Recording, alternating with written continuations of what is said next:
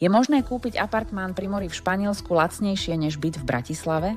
A ak áno, oplatí sa takáto investícia aj pre človeka zo Slovenska? V posledných rokoch rastie počet ľudí zo strednej Európy, ktorí uvažujú o kúpe nehnuteľnosti pri mori.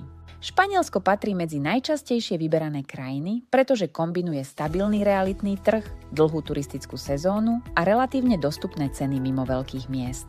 V tomto videu sa pozrieme na konkrétne čísla, reálne náklady, výnos z prenájmu a aj riziká, ktoré by mal poznať každý, kto uvažuje nad kúpou nehnuteľnosti v Španielsku.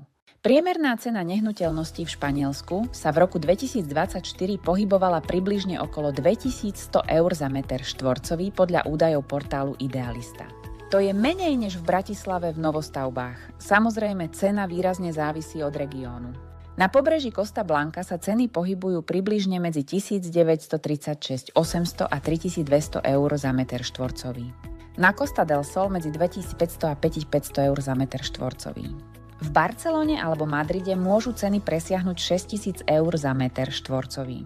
To znamená, že mimo veľkých miest je možné kúpiť apartmán pri mori za cenu porovnateľnú s menším bytom v Košiciach. Najväčší záujem kupujúcich zo Slovenska smeruje do 4 oblastí. Alicante patrí medzi najdostupnejšie regióny s dobrou infraštruktúrou a letiskom. Torrevieja ponúka nižšie ceny a stabilný dopyt po krátkodobom prenajme. Malaga je atraktívna pre investorov kvôli rastúcej ekonomike a technologickému sektoru. Estepona patrí medzi luxusnejšie lokality s vysokým potenciálom rastu hodnoty. Rozdiel medzi týmito lokalitami môže znamenať desiatky tisíc 800 eur v obstarávacej cene a výrazný rozdiel vo výnose z prenájmu. Jedným z hlavných dôvodov, prečo investori kupujú nehnuteľnosti v Španielsku, je možnosť krátkodobého prenajmu počas väčšiny roka. Priemerná cena prenájmu dvojizbového apartmánu pri mori sa pohybuje medzi 80 a 180 eur za noc počas hlavnej sezóny. V oblastiach ako Malaga alebo Alicante môže byť turistická sezóna dlhá 6 až 10 mesiacov ročne. Pri dobre nastavenej správe prenájmu sa ročný výnos pohybuje približne medzi 4 a 8 percentami. To je porovnateľné alebo vyššie než pri prenajme bytov vo veľkých mestách na Slovensku. Pri kúpe nehnuteľnosti v Španielsku je potrebné počítať s dodatočnými nákladmi približne vo výške 12 až 15 % z ceny nehnuteľnosti. Najväčšiu položku tvorí daň z prevodu nehnuteľnosti, ktorá je približne 10 %. Notárske poplatky predstavujú približne 1 %. Registrácia v katastri ďalšie 1 %. Právne služby sa pohybujú približne medzi 1936 000 a 2500 eur. Tieto náklady je dôležité započítať ešte pred rozhodnutím o kúpe. Ročné prevádzkové náklady zahŕňajú miestnu daň z nehnuteľnosti, ktorá sa pohybuje približne medzi 200 a 800 eur ročne. Poplatky za správu budovy približne 50 až 150 eur mesačne. Náklady na energie závisia od využívania nehnuteľnosti. Ak plánujete prenájom cez správcovskú spoločnosť, treba počítať s províziou približne 15 až 30 % z príjmu z prenájmu. Španielsko patrí medzi najstabilnejšie realitné trhy v Európe. Turistická sezóna je výrazne dlhšia než v Chorvátsku.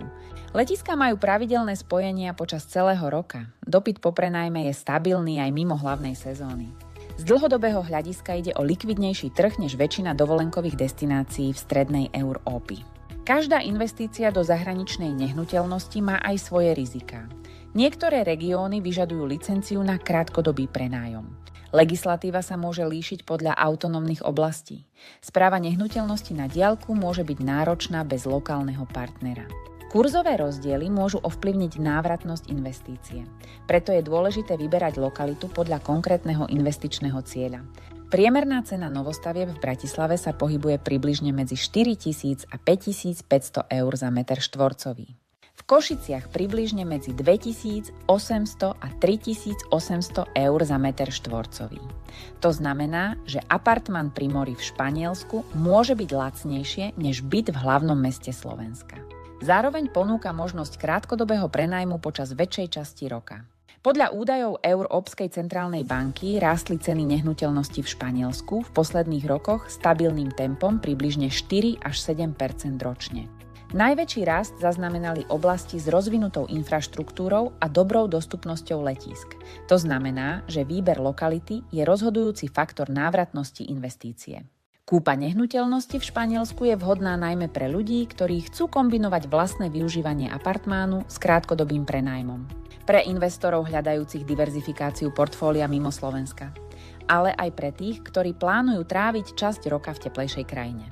Rozdiely medzi jednotlivými regiónmi v Španielsku sú výrazné. Správny výber lokality môže rozhodnúť o tom, či bude nehnuteľnosť slúžiť len ako dovolenkový byt alebo ako stabilná investícia s pravidelným príjmom. Preto je dôležité porovnať ceny, dopyt po prenajme a legislatívne podmienky ešte pred samotnou kúpou. Práve tieto faktory rozhodujú o úspešnosti investície do nehnuteľnosti pri mori. Ak chceš mať prehľad o investovaní vo svete, sleduj tento profil. Každý týždeň pridávame nové video plné zaujímavých faktov zo sveta realít.